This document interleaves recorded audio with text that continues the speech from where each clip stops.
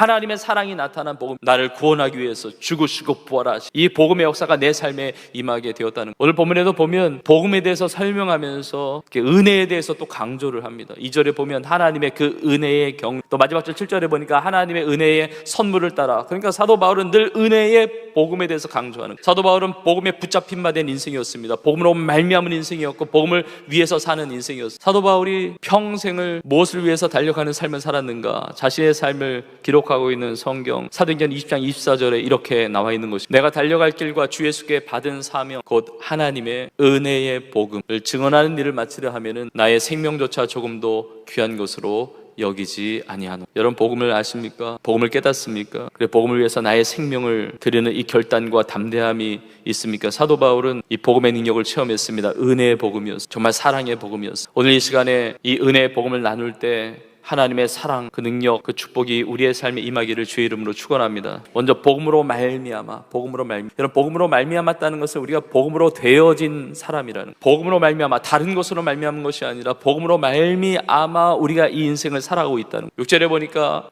이는 이방인들이 복음으로 말미암아 그리스도 예수 안에서 어떻게 됩니까? 함께 상속자가 되고, 상속자가 되었다는 것은 하나님의 유업을 받는 자가 됐다는. 원래 우리는 그 유업을 받을 수 없는 자였는데 에베소 성도들만 이방인이었던 것이 아닙니다. 우리도 다 이방인. 그런데 유대인이나 이방인이나 상관없이 예수의 피로 하나님과 화목을 이루고, 특별히 복음으로 말미암아 예수님 십자가의 죽으심과 부활을 통해서 우리가 함께 상속자가 돼. 세상에서 유산을 받는 것 너무 중요한 일일 것입니다. 유산을 받을 때 상속자가 여러 명이면 그만큼 나의 몫은 줄어들 수 있는 거죠. 그러나 하나님의 나라는, 이 복음의 능력은 너무나 풍성하고 무한한 하나님의 사랑이고 풍성한 긍휼이기 때문에 나에게까지 그 은혜가 오게 된 것이죠. 우리는 이 풍성한 은혜를 나눌수록 커진다는 것을 경험하게 되는, 내가 은혜를 나눌 때 내 은혜가 뺏기는 것이 아닙니다. 은혜를 나눌 때 더 커지. 사랑을 나눌 때 내 사랑이 부족해지면서 나누는 게 아니라 사랑이 더 커지. 복음의 능력도 마찬가지입니다. 복음을 나눌 때 복음의 놀라운 능력과 역사가 더 풍성하게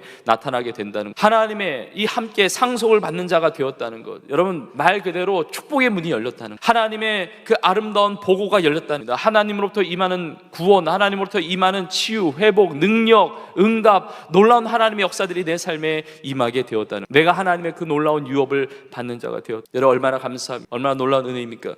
세상에서 내가 누린 것이 없다 할지라도, 세상에서 내가 받는 것이 없다 할지라도, 세상에서 나의 인생 알아주는 사람이 아무도 없다 할지라도 나는 하나님의 그 유업을 받는 상속자로 살아가게 되는, 함께 상속자가 된 거예요. 복음으로 우리 성도님들은 다 축복의 주인공들인 줄로 믿습니다.